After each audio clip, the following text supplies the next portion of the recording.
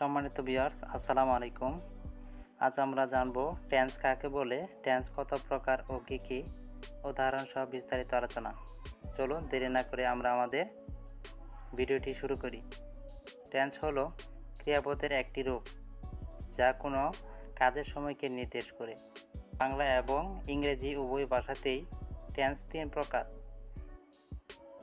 Number 1 present tense, number 2 past tense, number 3 future tense.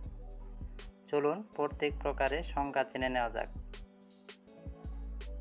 Present tense মানে হলো বর্তমানকাল। যখন কোনো কাজ বর্তমানে ঘটে বা চলমান থাকে তাকে প্রেজেন্ট টেন্স বলে। চলুন উদাহরণ দেখে নেওয়া যাক। আই রিড অর্থ হলো আমি পড়ি। নাম্বার 2 পাস্ট টেন্স মানে হলো অতীতকাল। যখন কোনো কাজ অতীতে সম্পন্ন হয়েছে তাকে পাস্ট টেন্স বলে। চলুন উদাহরণ দেখে নেওয়া যাক।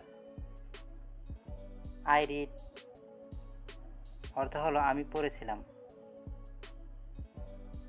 নাম্বার 3 ফিউচার টেন্স মানে হলো ভবিষ্যৎকাল। যখন কোনো কাজ ভবিষ্যতে সম্পন্ন হবে এমন বোঝায় তাকে ফিউচার টেন্স বলে। উদাহরণ হলো আমি পড়ব, আই উইল রিড।